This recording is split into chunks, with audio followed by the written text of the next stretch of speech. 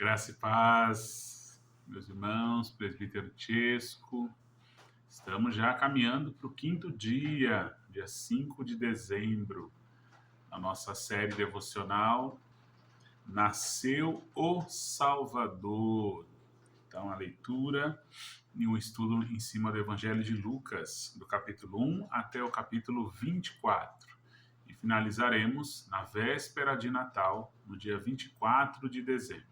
Então, essa série está sendo ministrada por nós, presbíteros, e os pastores da nossa amada Igreja Presbiteriana de São Vicente. Então, hoje, no dia 5, leremos o capítulo 5 do Evangelho de Lucas, iniciando pelo versículo 1.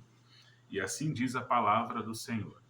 Aconteceu que, ao apertá-lo a multidão para ouvir a palavra de Deus, estava ele junto ao lago de Genezaré. E viu 2 barcos junto à praia do lago, mas os pescadores, havendo desembarcado, lavavam as... Continuando, havendo desembarcado, lavavam as redes. Versículo 3. Entrando em um dos barcos, que era o de Simão, pediu-lhe que o afastasse um pouco da praia, e assentando-se, ensinava do barco às multidões. Quando acabou de falar, versículo 4, disse a Simão: faze-te ao largo e lançai as vossas redes para pescar. Respondeu-lhe Simão: mestre, havendo trabalhado toda a noite, nada apanhamos, mas sob a tua palavra lançarei as redes.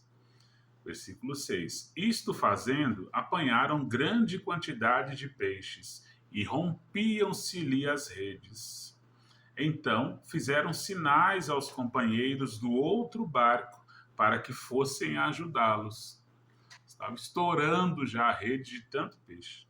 E foram e encheram ambos os barcos, a ponto de quase irem a pique, quase afundarem, por conta de tão pesado que estava o barco, lotado de peixe, né? Versículo 8. Vendo isto, Simão Pedro prostrou-se aos pés de Jesus, dizendo: Senhor, retira-te de mim, porque sou pecador. Pois à vista da pesca que fizeram, a admiração se apoderou dele e de todos os seus companheiros, bem como de Tiago e João, filhos de Zebedeu, que eram seus sócios. Disse Jesus a Simão: não temas, doravante serás pescador de homens. E arrastando eles os barcos sobre a praia, deixando tudo, os seguiram. Então Jesus mostra aqui para Simão, né, Pedrão, que na verdade esse milagre a qual ele presenciou, vindo da parte de Deus, né, por meio de Jesus, foi para que ele visse quantos e quantas almas seriam resgatadas logo no futuro, né, que não caberia nem numa rede de tão pesada a quantidade de pessoas que seriam salvas por intermédio da proclamação do Evangelho. E Pedro sendo aí, né, o líder da igreja logo no futuro. E Jesus já lança aqui para ele: não temas, doravante serás pescador de homens. Era só ele mudar aí o contexto, né? Em vez de peixe, homem. Imagina a quantidade de almas, né? E aí Jesus, com toda a sua sabedoria, ensinando aos seus discípulos o verdadeiro sentido do Evangelho. Versículo 12. Aconteceu que, estando ele numa das cidades, veio à sua presença um homem coberto de lepra. Ao ver a Jesus, prostrando-se com o rosto em terra, suplicou-lhe: Senhor, se quiseres, podes purificar-me. E ele, estendendo a mão, tocou-lhe, dizendo: quero, fica limpo. E no mesmo instante lhe desapareceu a lepra. Ordenou-lhe Jesus que a ninguém o dissesse, mas vai, disse, mostra-te ao sacerdote e oferece pela tua purificação o sacrifício que Moisés determinou para servir de testemunho ao povo. Porém, o que se dizia a seu respeito cada vez mais se divulgava, e grandes multidões afluíam para o ouvirem e serem curadas de suas enfermidades. Ele, porém, se retirava para lugares solitários e orava. Então, a popularidade, né? O reconhecimento de Jesus perante a população só ia aumentando. Então, muitas curas, muitos milagres, muitos, né? João relata que não caberia em livros a quantidade de milagres e ações e prodígios que o nosso Salvador fez durante o seu percurso aqui na Terra, né? E aqui nós vemos que em cada um desses momentos ele, porém, se retirava para lugares solitários e orava. Versículo 17. Ora, aconteceu que num daqueles dias estava ele ensinando, e achavam-se ali assentados fariseus e mestres da lei, vindos de todas as aldeias da Galileia, da Judeia e de Jerusalém.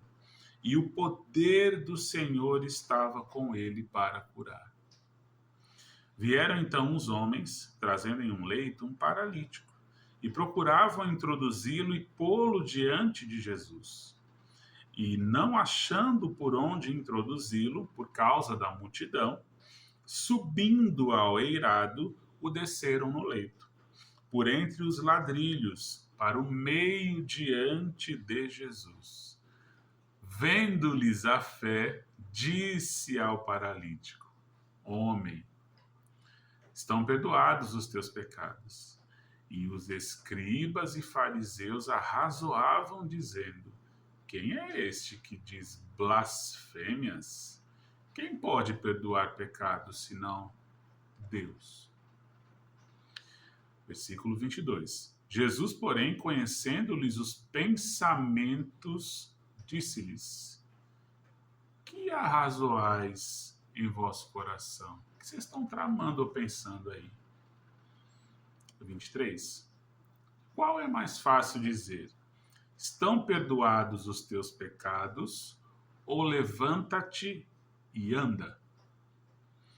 Mas para que saibais que o Filho do Homem tem sobre a terra autoridade para perdoar pecados, disse ao paralítico: Eu te ordeno, levanta-te, toma o teu leito e vai para casa. Imediatamente se levantou diante deles e, tomando o leito em que permanecera deitado, voltou para casa, glorificando a Deus. E aqui Jesus ensina aos fariseus, né? A quem estava lá olhando, aos escribas que estavam debochando, arrazoavam debochando, cochichando, fofocando a respeito daquilo que eles estavam vendo. E o que eles estavam arrazoando lá? O que eles estavam cochichando? Quem é esse que pode perdoar pecados? Não é só Deus que perdoa pecados? Sim, é só Deus. E aqui Jesus está mostrando que ele é Deus, 100% homem e 100% Deus. E ele coloca uma incógnita aqui para os fariseus e escribas, né? O que é melhor? Você ter os seus pecados perdoados ou dizer apenas levanta e anda?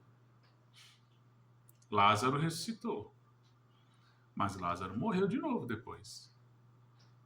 O que é mais importante?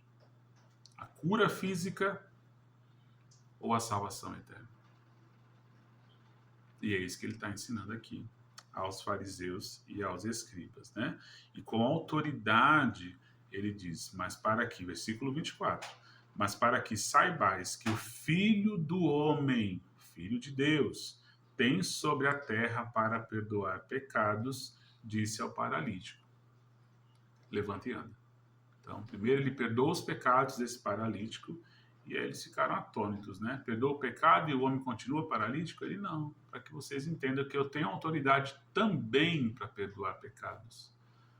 E também para fazer milagres, curas e prodígios. Então Jesus estava mostrando aqui a sua divindade, o seu poder, a sua glória perante a esses fariseus e escribas que duvidavam, arrazoavam, cochichavam, fofocavam acerca das coisas que estavam vendo com os próprios olhos. Vendo com os próprios olhos. Versículo 27. Passadas estas coisas, saindo, viu um publicano chamado Levi, assentado na coletoria, e disse: segue-me. Ele se levantou e, deixando tudo, o seguiu. Levi estava lá, um publicano, recolhendo seus impostos, né, na coletoria. Então ele era um coletor de impostos da população, do povo. E até hoje, assim, né? As pessoas têm meio aversão a imposto, a ter que declarar imposto de renda, pagar imposto sobre tudo, PVA, IPTU, ITBI. Quando você compra um imóvel que não é barato, paga imposto também, né? Então, Jesus, de uma forma que muito misericordiosa, chama esse publicano para segui-lo, para ser um discípulo seu, né? E ele se levantou e, deixando tudo, o seguiu, mostrando o poder e a autoridade de Deus para escolher os seus, que não é pelo mérito seu, mas é pela graça de Deus. Ele faz aquilo que lhe apraz. Deus conhece o interior de cada um. Nós conhecemos as máscaras, o exterior, que nós podemos ver ou conhecer sobre alguém, sobre alguma coisa. Deus não. Deus é aquele que sonda o coração. Deus é aquele que esquadrinha o andar. Deus é aquele que conhece o íntimo de cada um.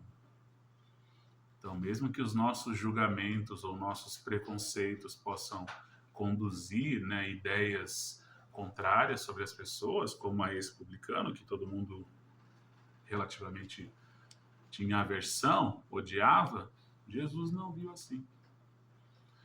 Jesus o via como um discípulo, como alguém que poderia trabalhar em prol do seu reino. E o fez. E é assim que somos escolhidos.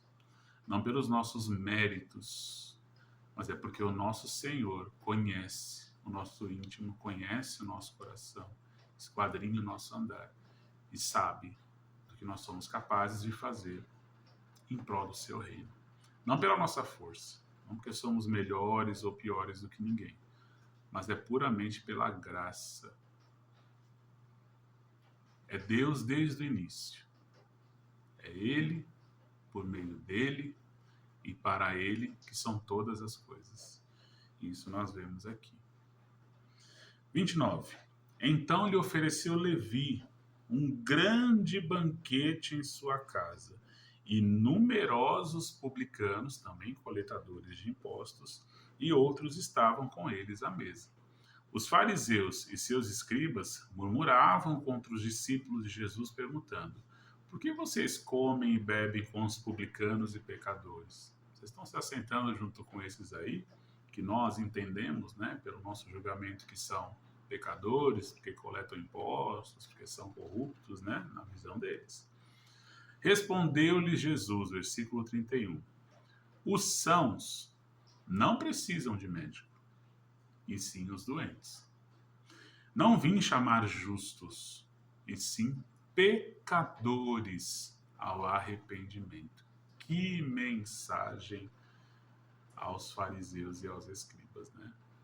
Que se achavam superiores a todo mundo, porque seguiam à risca a lei, seguiam à risca segundo a ideia deles, os profetas, mas no coração, no íntimo, não estavam seguindo, porque se seguissem deviam amar ao próximo, e não estavam amando, estavam pelo contrário, repudiando ao ponto de nem poder sentar ao lado, nem poder desfrutar um jantar, um banquete, um almoço, porque considerava o outro impuro, indigno da sua presença, como se fossem deuses. Totalmente contrário àquilo que está no mandamento do Senhor, né? Jesus está ensinando. E o interessante é o fato do versículo 31. Os sãos não precisam de médico. Quem se acha bom de saúde, não vá numa consulta. Imagine a cena, você chega na consulta, o médico pergunta: o que você está sentindo? Nada. Não preciso de nada, não tenho nada. Ué, então o que você veio fazer aqui no médico, né? Então, os sãos não precisam de médico, e sim os doentes. Não vim chamar justos, ou que se acham justos, né? E sim pecadores ao arrependimento, porque todos pecaram, é o que diz a Escritura. Todos pecaram e carecem da glória de Deus, do perdão de Deus e da graça de Deus. Versículo 33. Disseram-lhe eles, os discípulos de João, e bem assim os dos fariseus, frequentemente jejuam e fazem orações. Os teus, entretanto, comem e bebem. E aqui começa o julgamento, né? Pela quantidade de ações, e não pela qualidade delas. E eles fazem uma indagação a Jesus, que os discípulos de João, bem assim como os fariseus, jejuavam o tempo todo, faziam orações, né? Orações em alta voz para todos ouvirem. E os discípulos de Jesus comem e bebem com publicanos, né, pecadores. Versículo 34. Jesus, porém, com calma de novo, porém lhes disse: podeis fazer jejuar os convidados para o casamento, enquanto está com eles o noivo? É uma parábola aqui para eles pensarem, né?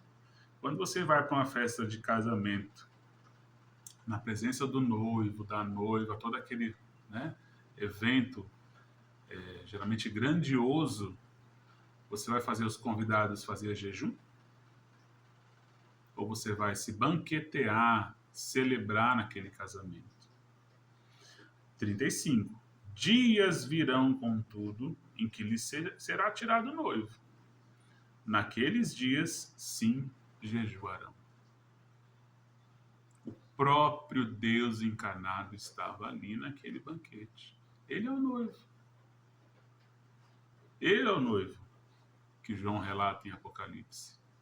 Ele é o noivo da parábola do noivo que aguarda as noivas sensatas, cheias de óleo, de azeite, né? Nas lamparinas. Ele é o noivo da igreja. Ele é o cabeça da igreja. Ele é o nosso Salvador. Então tinha que ter festa assim. Versículo 36. Também lhes disse uma parábola: ninguém tira um pedaço de veste nova e o põe em veste velha, pois rasgará a nova, e o remendo da nova não se ajustará à velha. E aqui mais o ensinamento. Você não mistura um tecido novo com um tecido velho, porque um ou outro vai se romper, né? Então, o tecido velho já está desgastado, né? Soltando fiapo para tudo quanto é lado, né? Sem uma estrutura, sem uma base, sem uma solidez, ele acaba se rompendo quando você tenta emendar um tecido novo. Então, não dá certo essa mistura, né? Não combina. Versículo 37. E ninguém põe vinho novo em odres velhos, pois o vinho novo romperá os odres, entornar-se-á o vinho e os odres se estragarão. Então não tem como misturar novo com velho, né? Versículo 38. Pelo contrário, vinho novo deve ser posto em odres novos, e ambos se conservam. 39. E ninguém, tendo bebido vinho velho, prefere o novo, porque diz: o velho é excelente. Né? Jesus de novo ensina a esses fariseus e escribas que ele, na verdade, é o nosso Redentor, Senhor de todas as coisas. Né? E aqui a gente parte do princípio da incógnita deles, né? Colocando Jesus à prova sobre o jejum. É como se eles estivessem dizendo assim: era melhor que vocês estivessem fazendo o jejum do que sentado à mesa com republicanos, com pecadores, fazendo uma indireta, né, a Jesus. E ele responde aí com 3 situações diferentes: pedaço de veste nova em veste velha, vinho novo em odre velho, né? E aí ele começa a contextualizar, dizendo que na verdade não é essa a relação correta que deveria ser feita em relação a eles, né? Então você não faz um jejum quando o noivo está presente, o próprio Salvador estava ali. Então, que isso fique claro em nosso coração nesse capítulo 5, né, que nós acabamos de ler, do poder miraculoso de Jesus. Cura de um paralítico, que também teve questionamento dos escribas e fariseus, né, dizendo: quem é esse que perdoa pecados? E Jesus ensinando novamente que ele tem autoridade, sim, para perdoar pecados e também para curar. E fez os dois ao mesmo tempo, né? Escolhe um discípulo, Levi, entre os publicanos, entre os coletores de impostos. Então, mostrando aí como Deus é misericordioso, que não faz a distinção entre pessoas quando o âmbito é da escolha ou da eleição. Ele faz o que lhe agrada, o que lhe apraz, porque ele conhece o coração, ele sonda o coração, e assim ele o fez, né? Mostra aqui a humildade de Jesus comendo com pecadores, com publicanos. Então, o contrário absoluto do que os líderes da época faziam, né?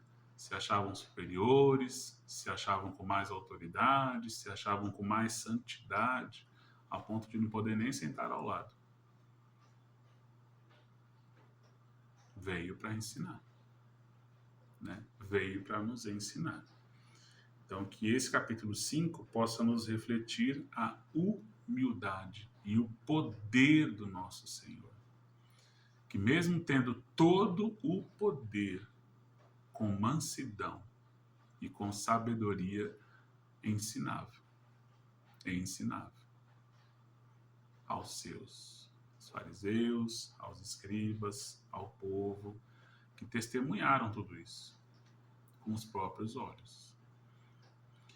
E, né, esperamos que tenham entendido aquilo que Jesus veio anunciar. E assim nós vamos finalizando o capítulo 5 do Evangelho de Lucas. Que o Senhor e o Espírito Santo possa fazer morada no seu coração com essa mensagem e nos ensinar que estamos aqui de passagem. Que a nossa vida aqui nessa terra é apenas um reflexo da nossa vida espiritual. Né? Que possamos ter essa humildade, assim como Cristo teve, né? Essa mansidão de poder acolher a todos. A todos. Porque Deus é quem sonda o coração. Deus é quem conhece. A nossa função é semear, é evangelizar, é proclamar o evangelho. A colheita quem faz é o Senhor. Ele é que vai dizer se o fruto é bom ou se o fruto é mau. Não somos nós que vamos fazer esse julgamento. Então, cabe a nós obedecer ao Senhor, né? Então, evangelizar e amar a todos. Seguir o mandamento do Senhor. Amarás o Senhor teu Deus de todo o teu coração, de toda a tua alma, de todo o teu entendimento, e ao teu próximo como a ti mesmo. Amém?